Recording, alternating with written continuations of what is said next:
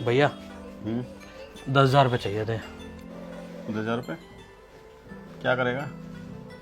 वो ना दोस्तों के साथ ना टूर पे जाना है, मनाली जा रहे हैं हम। यार पिछले हफ्ते दिए थे ना 10,000 रुपये, क्या किया उनका? वो तो भैया मैंने अपनी बुलेट बाइक पे ना सिलेंसर लगवा लिया था, 10,000 का सिलेंसर? तो 10,000 का ही लगता है। यार तुम पैसों को ढंग से क्यों नहीं इस्तेमाल करते? तो भैया मतलब अपनी लाइफ में कुछ फ़न ना लूँ मैं?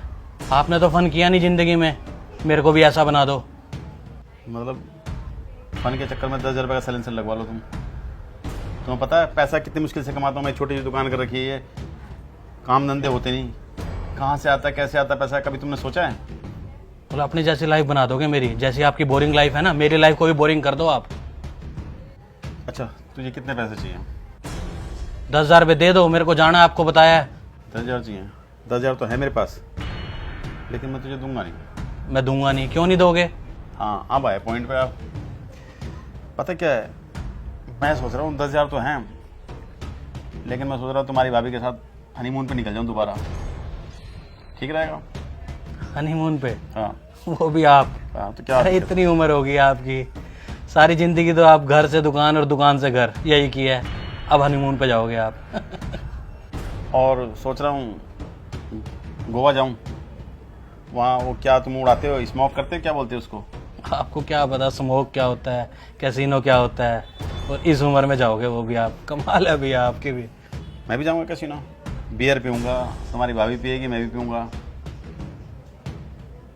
क्यों, हमें भी हक है ना फन करने का। बिल्कुल है। अब तुम ये कहोगे कि हमारी उम्र नहीं है ये चीज़ें करने की। अभी तुमने तो कहा है तुम्हारी ज़िंदगी में फ़न तो है नहीं, भाई फ़न लाएंगे हम भी अपनी ज़िंदगी में, खूब ऐश करेंगे। अब हम तुम्हारे लिए नहीं जिएंगे, अपने लिए जिएंगे। तुम्हारे लिए बहुत जिए, तुम्हें पढ़ाया लिखाया, तुम्हारे सारे खर्चे उठते हैं, हर चीज़ करते हैं, और फिर ये सुनने को मिलता है तुम तो बोरिंग ज़िंदगी बिता रहे हो, तुम्हारी ज़िंदगी में फ़न नहीं है। फ़न क्यों नहीं है, कभी सोचा तुमने? तुम्हारी वजह से फ़न नहीं है। हम सोच रहे तुम स्टैंड हो जाओ, तुम कुछ बन जाओ, इसलिए हम अपनी ज़िंदगी के फ़न एंटरटेनमेंट सब कुछ ख़त्म कर देते हैं। मम्मी पापा के जाने के बाद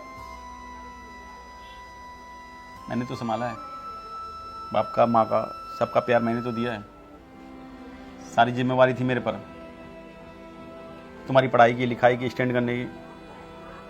और देखो मैं ये छोटा सा दुकान करके बैठा हूँ, घर के खर्चे तुम्हारे खर्चे सब इस दुकान से तो निकल रहे हैं। अब जो दुकान के हालात हैं उस हिसाब से हमें देख के चलना चाहिए। लेकिन तुम्हें तो फ़न करना है ना, फ़न बिना क्या है भाई। अब मैं नहीं सोचूंगा तुम्हारे बारे में, अब तुम बड़े हो गए और तुम कह रहे हो ना मैं मैनेज कर लूँगा 10,000 रुपये, कर लो मैनेज। ये जो तुमने बाइक ली रखी ना इंस्टॉलमेंट पे, मैंने ही दिलवाई ना, इसकी इंस्टॉलमेंट भी मैनेज कर लेना। और ये जो कपड़े तुमने पहन रखे ना ब्रांडेड, आगे से इनको भी तुम ही खरीदना, इनको तुम मैनेज करना।